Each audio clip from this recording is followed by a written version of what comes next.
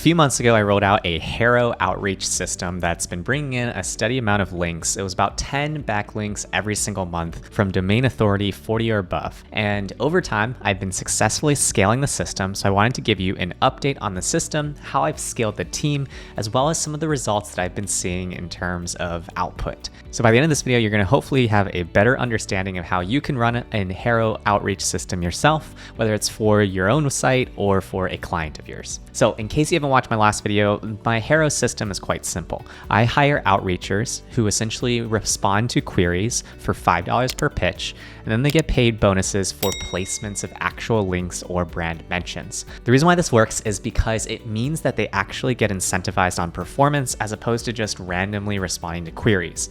But the high-level process is simple. What happens is I set up secondary email addresses for myself and a couple other team members in our company, depending on the different roles. So I'll have somebody like the CEO have a secondary email, myself have a secondary email, as well as some other key stakeholders where having a different perspective might be valuable. The reason why that's super helpful is because sometimes journalists are looking for a specific quote from a particular job title. So it's really helpful to have these different secondary emails in place in order to have the right profile responding to the query. But then what I do from there is I share those login credentials, and then I set up a Slack channel where I have HARO outreachers essentially draft up responses and then ping me or my digital marketer when they are ready for review. From there, what happens is our team reviews the query, make sure there's nothing controversial or anything crazy out there. And then what happens is we send that query out. Once that pitch is sent out, it typically takes a couple weeks or so. But what's happening here is we're building a flywheel in which if every single day we're responding to anywhere from 5 to 10 relevant queries, it means that we have enough opportunities within a week in order to really start generating some meaningful backlinks. So in my last video, what I shared was an early update in which at that point in time, I was getting about maybe 10 or so backlinks on the good end, a little over 10 backlinks a month. And I was working primarily with a single backlink outreacher.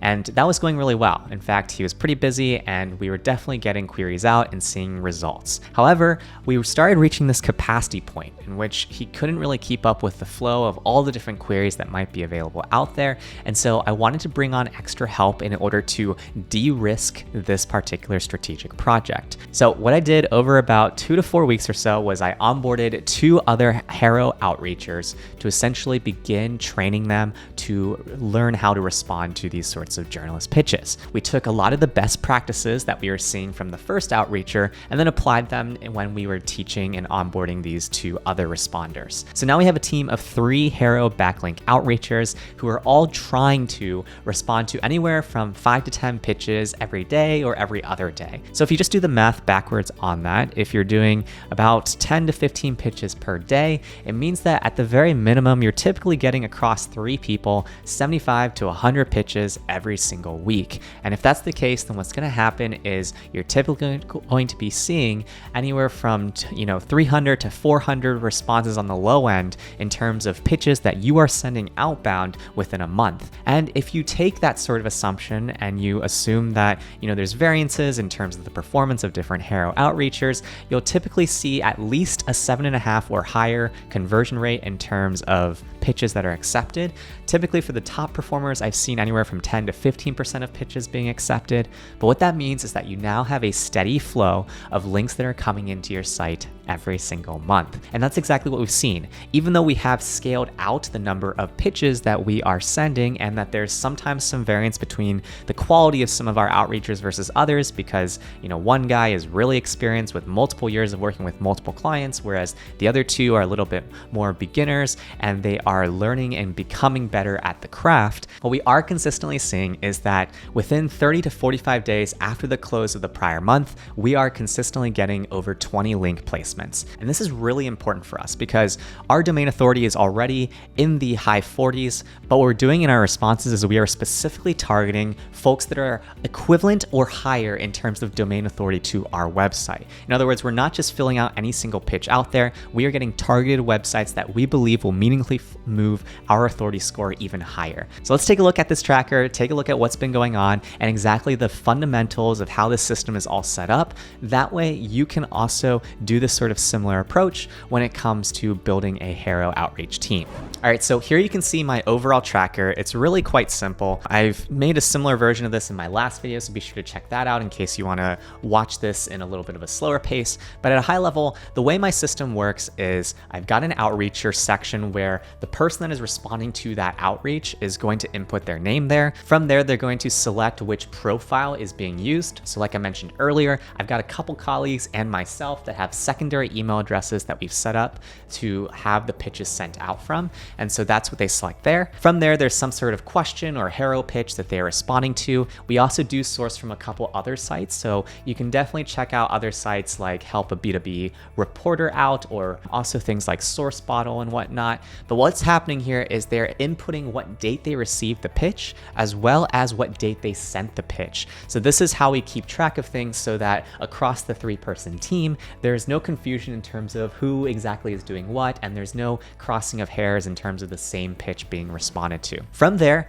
when we are notified of acceptance, that is where we are going to update this column on yes, and then they will actually input in the link URL of the accepted post. So in this particular example, I've actually just exported all of the links that we've acquired in the time that we've been running this instead of just showing all the other responses. But what you can see here is that, we'll have the HARO outreacher input in the URL as well as the domain relevance and whether or not it was a no follow or do follow link. I pay my HARO outreachers regardless of whether or not it's a do follow or no follow link, mainly because they have no control over that. But what we do is after we've done that payout, if we know that that particular domain does not give do follow links, and we've already kindly asked the journalist if that's possible to change it into a do follow link, we will add that domain to our blacklist and essentially not respond to that pitch in the future. But from there, what we do is we essentially have the website domain as a whole, and then we have a note in terms of initial response and whatnot. So link is live, or